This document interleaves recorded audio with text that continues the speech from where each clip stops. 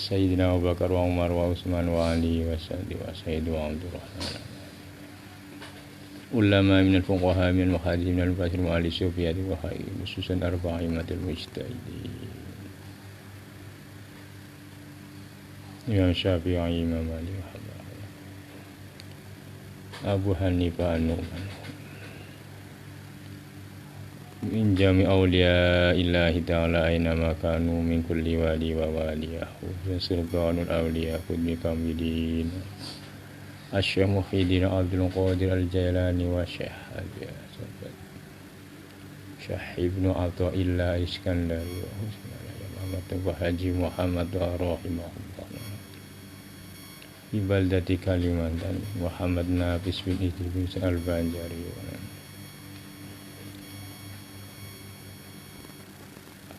wa awliyat sunan wali jawa khususan masyaratillah bin nadi syarabana bi barakati makaromatim awisna wa midana fi hajatina Allahumma ftah lana futuhal arifina binuri hidayatika kama nawarta ardo binuri syamsika abadan abada birahmatika barakatim al-fatihah Bismillahirrahmanirrahim alhamdulillahirabbil alamin arrahmanirrahim siratal ladzina an'amta 'alaihim ghairil maghdubi 'alaihim qala musannif rahimahullahu taala. Terus menginjak kepada kaidah yang selanjutnya dari pembicaraan atau nasihat-nasihat dari Syekh Ibnu Athaillah atau Ibnu Arabi juga sama julukannya. Syekh Mahyuddin juga sama satu orang itu.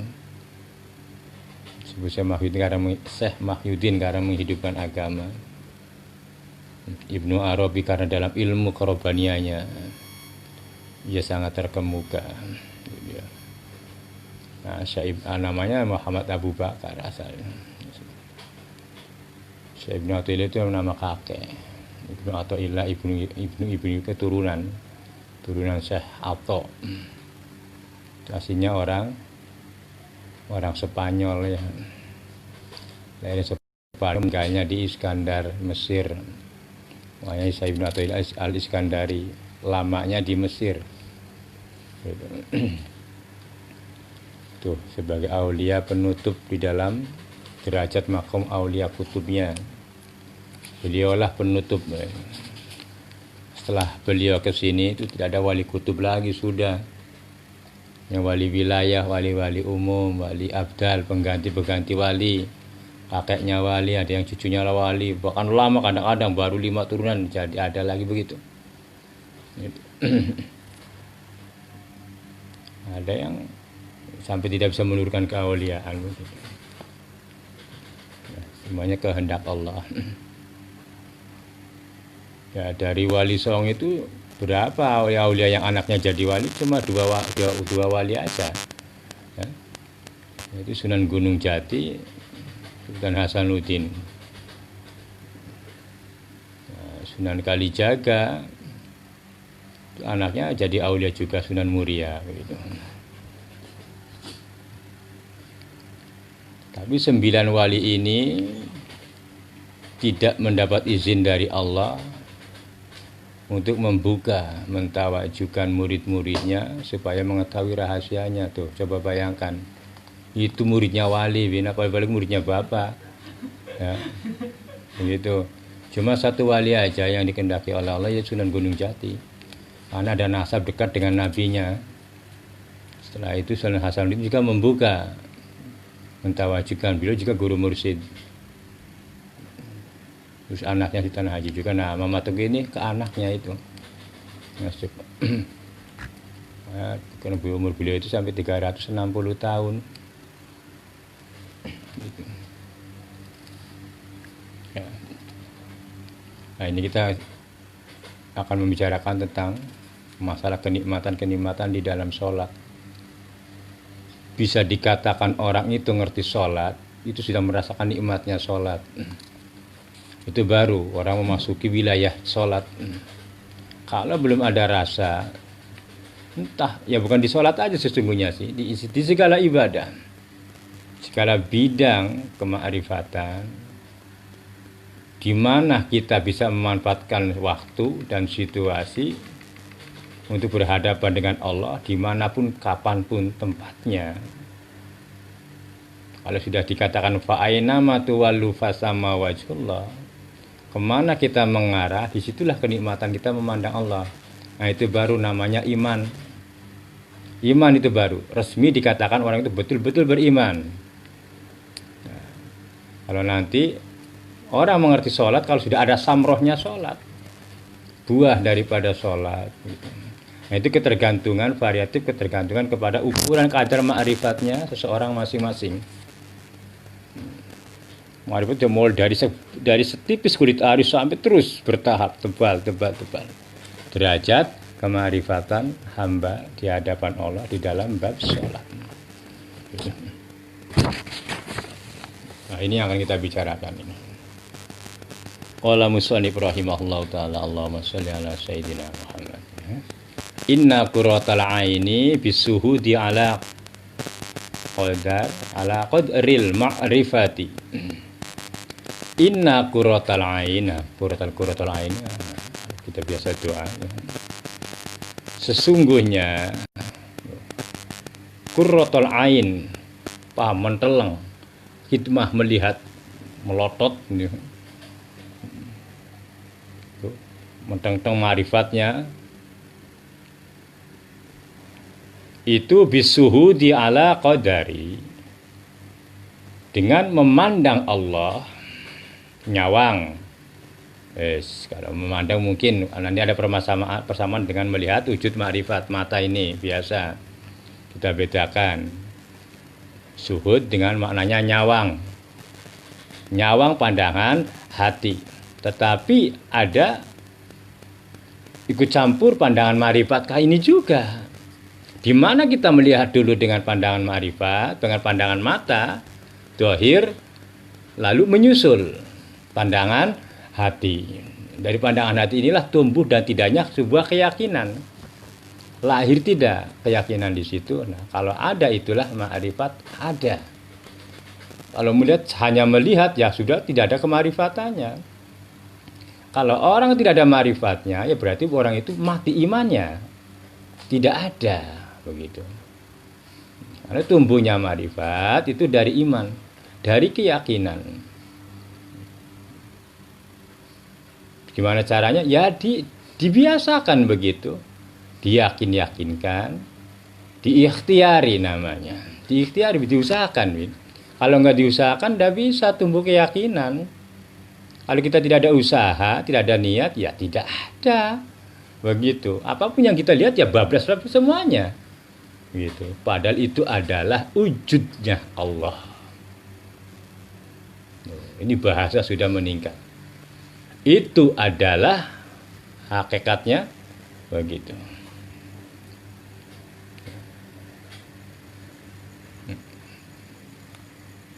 Kalau dibilang zatnya Allah sudah. Karena yang tumbuh ini hakikatnya ditumbuhkan oleh Allah. Nah itu kekuatan keyakinan begitu.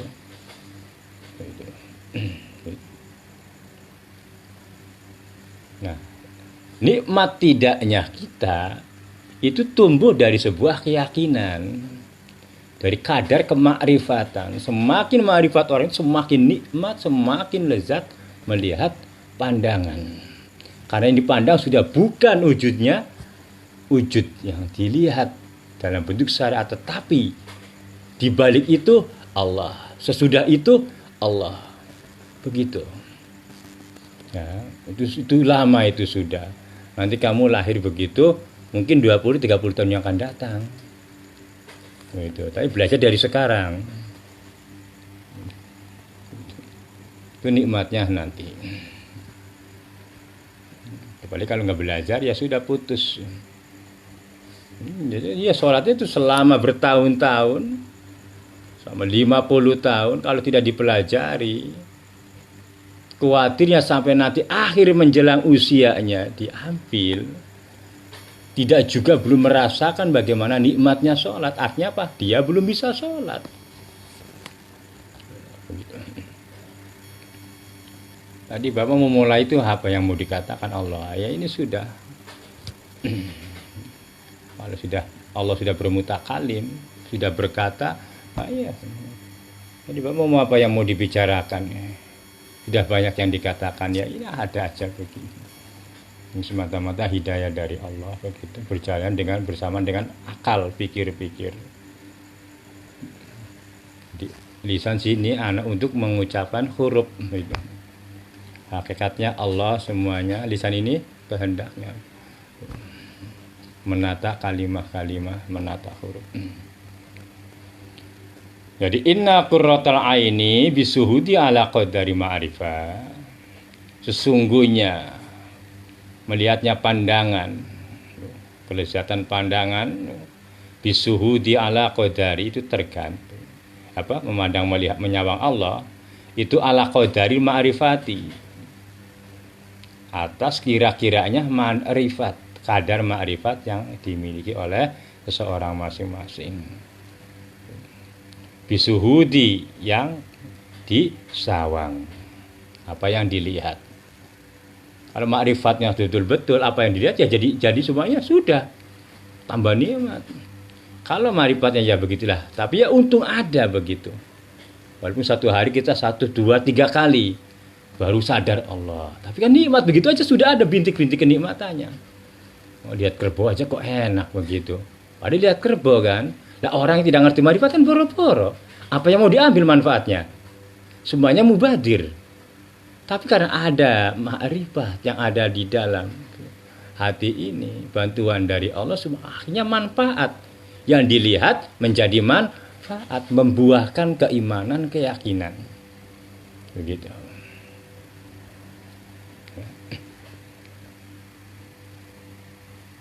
Terus Farrasulu sallallahu alaihi wasallam, Farrasulu maka bahwasanya utusan Allah Nabi kita Muhammad sallallahu alaihi wasallam itu laisa ma'rifatu, tidak ada ma'rifat ahadin, satu orang pun kami kama rifatihi, seperti ma'rifatnya Nabi. Ya iyalah, pasti sudah itu. Pastinya sudah, karena ialah yang menerima Al-Quran. Dia sendiri yang mengerti isinya Al-Quran. Tidak ada, Rasul pun tidak ada. Hanya sebagai kadar beberapa lembar ayatnya Allah. Sedangkan Al-Quran itu mencakup keseluruhannya. Dari awal sampai akhir. Makanya Allah itu tidak berawal, tidak berakhir. Tidak ada awalnya, tidak ada akhirnya, itulah Allah. Al-Quran adalah kalamullah, mencakup semuanya. Itu Nabi aja yang mengerti, yang dikehendaki oleh Allah. Ya pastilah ma'rifatnya tidak ada yang mengalahkan beliau. Sudah. Ada mungkinnya ma'rifatnya sebatas BBU saja gitu. Iya, falaisa qurratu aini kakuratihi.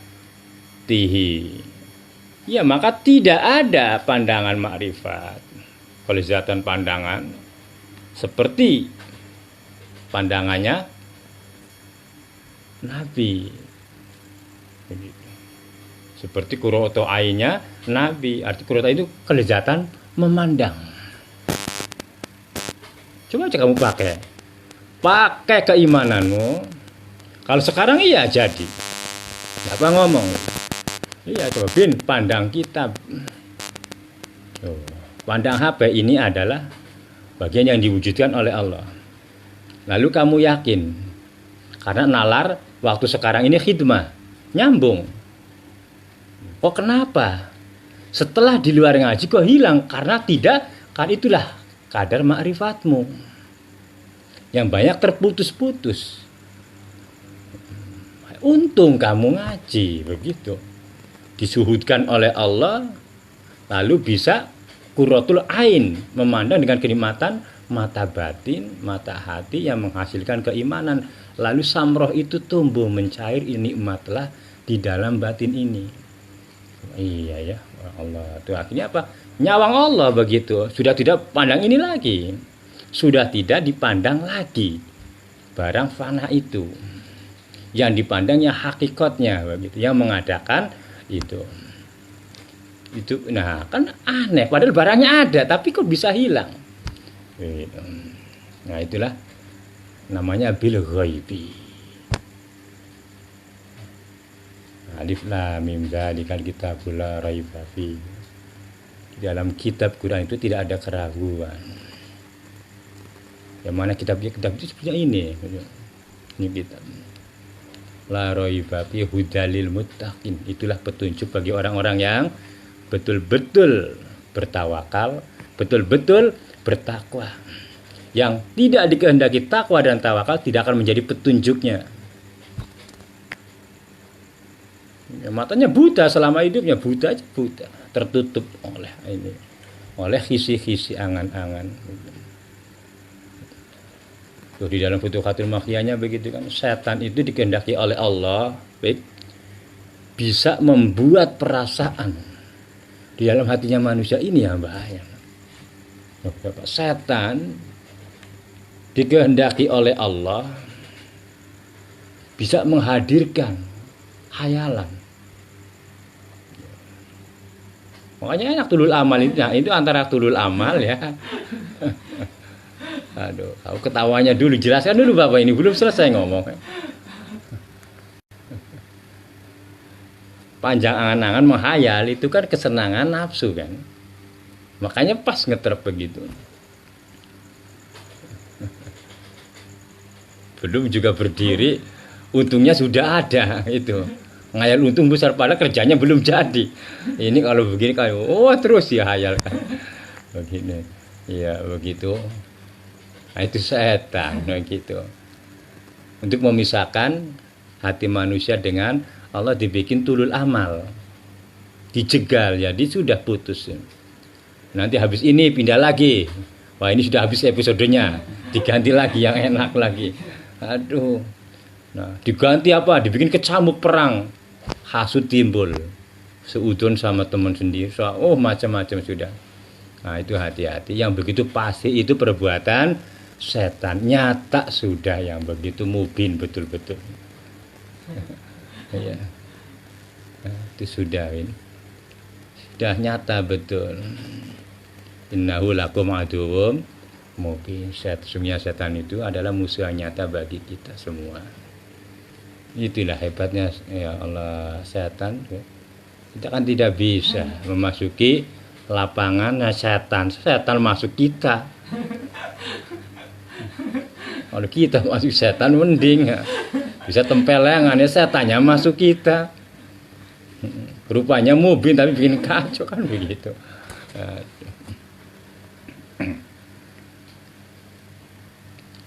Sudah, jadi tidak ada yang menandingi marifatnya Nabi, juga tidak ada yang menandingi qurratu ainnya Nabi. Ya pasti itu sudah. Wa innama qulna inna qurrata ainihi fi sholatihi bisuhudihi. Nah, ini sudah masuk jalala mashudihi li'annahu qad asyara ila dzalika biqaulihi bis sholati wa lam yaqul bis sholati. Wa innama mestinya qulna tuh dawuh berkata aku, kata Rasulullah, inna qurrata ainihi, sesungguhnya melihatnya ma'rifat ainihi itu Rasulullah. Ini ya Syekh Muswanib yang mengatakannya.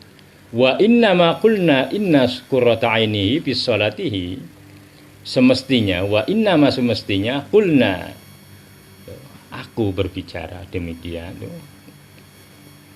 Inna qurrata ainihi, sesungguhnya penglihatan ma'rifatnya Rasulullah fi sholatihi, di dalam sholatnya Rasulullah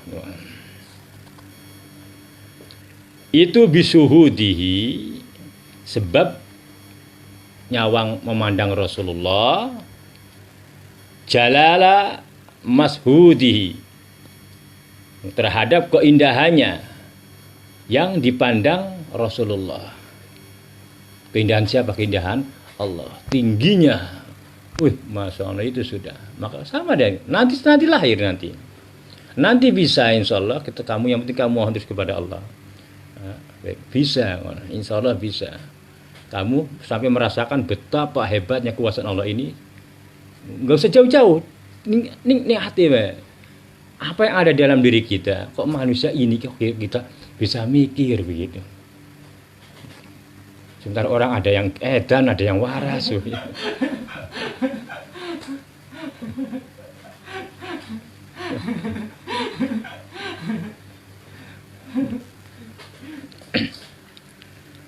Ini udah langsung ya, kan begitu, masalah. Jadi wa inna ma qulna inna qurrata ainihi, semestinya qulna aku berbicara inna qurrata ain, sesungguhnya penglihatan qurrata ainnya Nabi fi sholatihi, di dalam sholatnya Nabi, bisuhudihi, itu bisuhudi sebab nyawangnya Rasulullah, jalala terhadap keindahannya Allah, mashudihi yang disawang Rasulullah. Sama kadar kemarifatan kita itulah kadar kenikmatan. Kadar kemarifatan itu adalah kadar yang menimbulkan kenikmatan dalam pandangan. Semakin tingginya marifat ada dalam diri kita, artinya spiritualitasnya kita semakin banyak di dalam marifat, maka semakin indahnya pandangan kita kepada sesuatu yang kita pandang. Karena yang kita pandang itulah bukanlah sebuah bayang-bayang. Tapi jadikan kenyataannya, itulah kekuasaan Allah yang ada, begitu. Jadi enak betul begitu.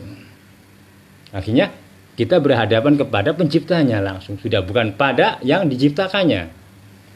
Kita berhadapan langsung kepada penciptanya, bukan pada yang diciptakannya. Allah, ya Allah, begitu. Ngomong kita, nah itu namanya berhalwah,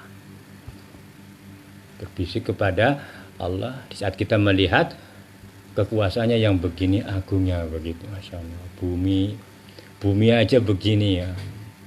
Kalimantan luas itu, belum satu bumi. Baru Kalimantan kita masih banyak belum ketahui. Luasnya Tenggarong sebelah mana enggak jelas.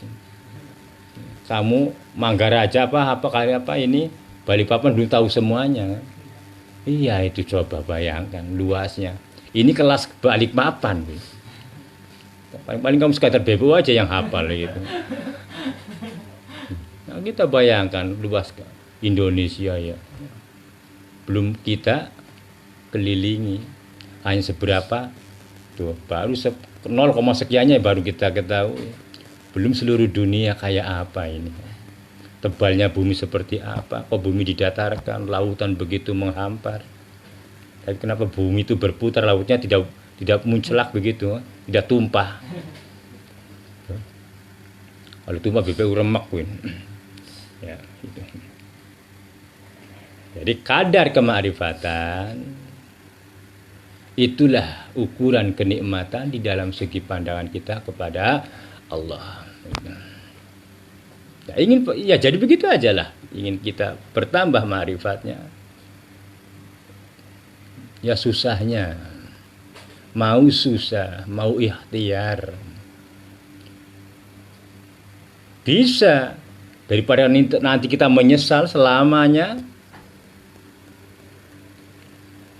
Ya, di Futuhatul Makkiyah itu dijelaskan, tinggal satu sholat saja, sengaja kita meninggalkan sholat, kelak nanti dituntut. Itu orang menyesalnya di alam kubur itu sudah begitu menyesal. Satu waktu. Apalagi berwaktu-waktu, ribuan waktu, ingin segera dia minta dikembalikan ke alam dunia. Penyesalannya yang tiada terkira itu. Dituntut satu kesalahan saja, menyesal dengan siksa itu. Apalagi berwaktu-waktu. nangis, banyak penyesalan di alam kubur di sana. Wanita-wanita yang tidak berbakti kepada suaminya minta dikembalikan lagi, ingin berbakti setelah tiada arti di sana. Artinya kita membayangkannya begitu, daripada kita nanti menyesal dengan penyesalan yang tiada terkira nanti. Kita satu waktu aja sengaja kita melambatkan sholat sampai kehabisan waktu, dituntut nanti sana. Dalam Sulam Taufik begitu jelaskan. Fabir ilallah diseret dari ujung barat sampai ujung timur. Gitu. Satu waktu diseret dari ujung masyrik wal maghrib. Coba kayak apa nah. Itu satu waktu. Mulanya penyesalannya waduh Masya Allah. Nah itu kalau kita bandingkan dengan yang demikian, maka gerak himmah kita untuk mengejar, untuk bisa ma'rifat kepada Allah jauh lebih besar daripada tidak mengejar kita mengerti kepada ma'rifat begitu. Nah tinggal dipilih aja. Waktu kita tinggal sedikit demi sedikit dimakan zamannya sudah. Tambah ke sana tambah berkurang usia. Tinggal pilih saja. Mau tobat apa tidak.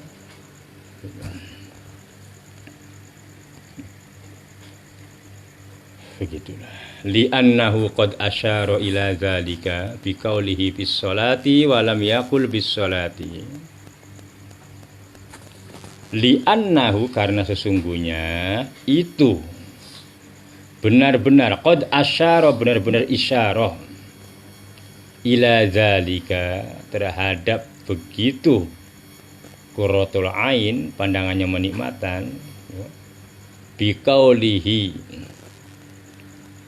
dengan kata-kata dengan dawuh Rasulullah bis sholati walam yakul bis sholati.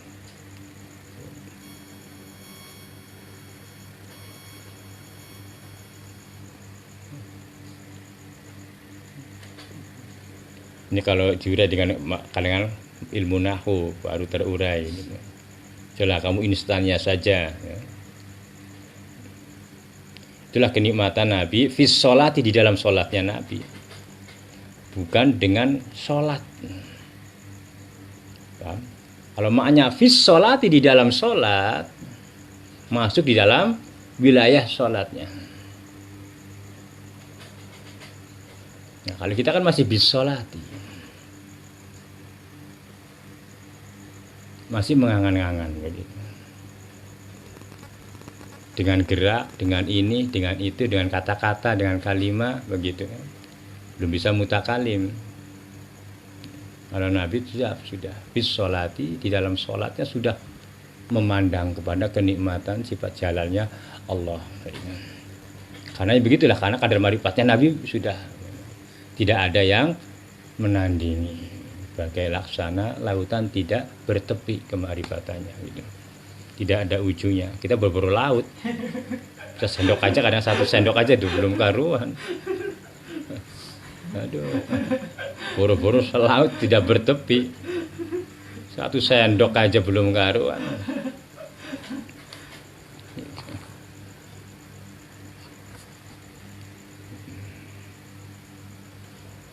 Idhuwa sallallahu alaihi wasallam, karena bahwa Rasulullah sallallahu alaihi wasallam la taqiru itu la taqiru tidak mentelang, tidak memandang ainuhu pandangannya Rasulullah bi ghairi rabbihi selainnya Allah. Ya, karena pandangannya Rasulullah tidak memandang selainnya Allah. Terus ya Allah itu sudah. Nah kita ketawa baru merasa Allahu Akbar ya yang di penginapan. Aduh, ben parah.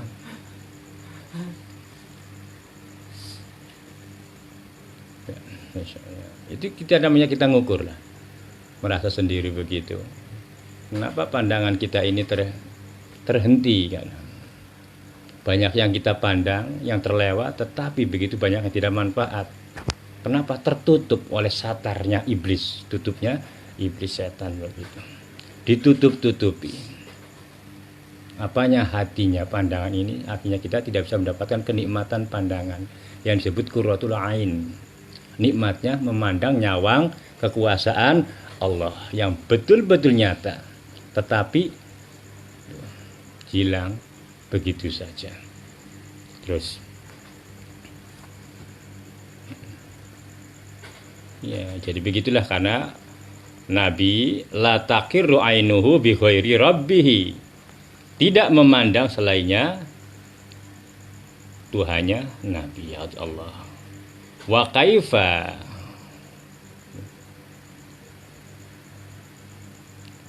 dan bagaimana,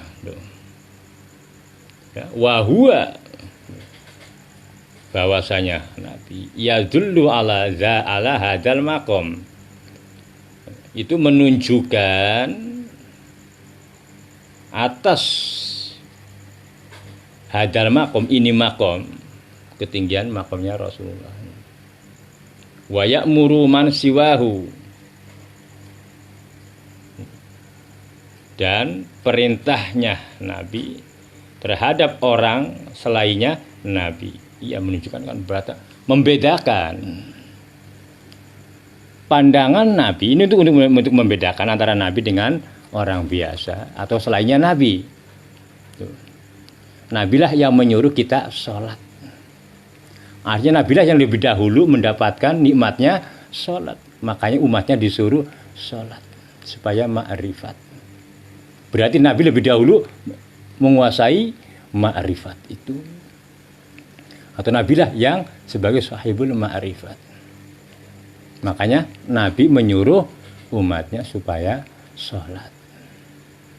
Walau awalnya bisolati, dengan mulai belajar sholat kita belajar ma'rifat, supaya nanti kita bisa ma'rifat bisolati, di dalam sholat kita bisa mutolaah kepada Allah, bisa musyahadah, bisa majelis kepada Allah. Kemarin yang dijelaskan kemarin, bisa berkholwah, bisa munajah, bisa musyahadah gitu.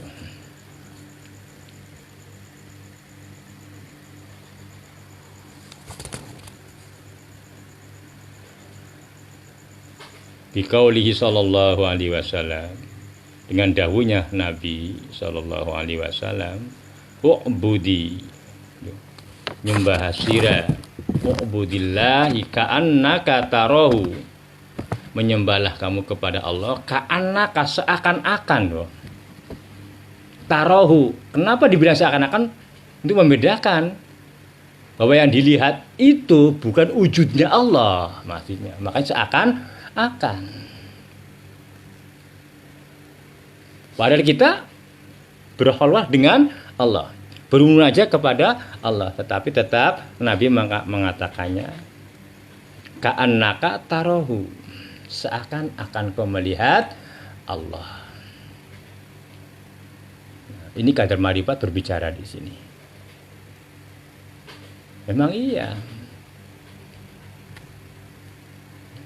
Kita kayak melihat, ya memang kita diperlihatkan oleh Allah untuk melihatnya. Makanya Nabi ka'annaka tarahu, karena kita diperintahkan, karena kita dima'rifatkan oleh Allah untuk melihatnya, begitu. Apa yang dilihatnya? Itulah kita dari Allah untuk melihatnya. Katanya begitu, paham? Kita sholat, kita disolatkan oleh Allah supaya ngerti sholat. Itulah maknanya, makna sholat. Dan apa yang kita peroleh di dalam sholat, itulah kita di sana bermajlis kepada Allah, berlabuh di hadapan Allah, bersarang di sana. Enak begitu. Wa muhalun ayyarahu wa yashhada ma'ahu siwahu, dan itu muhal bahwa melihat sapa yarahu Nabi terhadap Allah lanyawang Allah di dalam menyertai Allah, nyawang Allah maksudnya.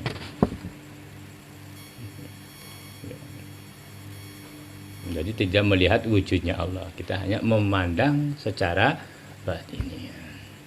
Walaupun yang kita lihat itu adalah ya wujud yang diwujudkan oleh Allah. Berarti kita melihat kekuasaannya begitu. Karena yang dimunculkan ini supaya dilihat menjadi tanda-tanda ayatnya Allah. Jadi kalau hati kita, pikiran kita tidak sampai mengatakan bahwa ini adalah ayatnya Allah, ya berarti kita kufur. Itu. Karena hakikatnya yang diwujudkan oleh Allah ini sebagai ayat-ayatnya. Jadi kalau kita dia sampai pandangan hati ini tidak mengenali itu adalah ayatnya Allah, berarti kita hukumnya kufur begitu. Ya mau titik ya mulai nyelenget ini. Hangat. Ya, nah itulah pengertian tentang qurratul ain, kenikmatan pandangan. Pandangan yang enak begitu. Pandangan enak ketergantungan kepada kadar ma'rifatnya manusia masing-masing. Kalau tadi dibicarakan itu untuk himah, untuk kadar ukuran kita tentang penjelasan tentang qurratul ainnya Nabi. Yang begitu nikmatnya, ya tidak bisa diukur juga kan kayak apa. Karena kadarnya ada pada diri kita. Seberapa nikmatnya kita memandang di dalam kekuasaan Allah, itulah ukuran ma'rifat kita.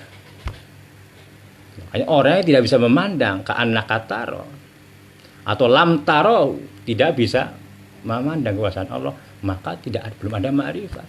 Kalau belum ada ma'rifat, maka belum ada kadar keimanan. Maka masih imannya iman taklid, ikut-ikutan aja sekitar anak-anak kecil begitu. Sholat, puasa, hakikatnya tidak sampai kepada tujuannya yang sebenarnya. Itu ajalah pada malam hari ini. Banyak manfaatnya. Mudah-mudahan ini bisa dimengerti secara keseluruhan begitu. Wassalamualaikum warahmatullahi wabarakatuh.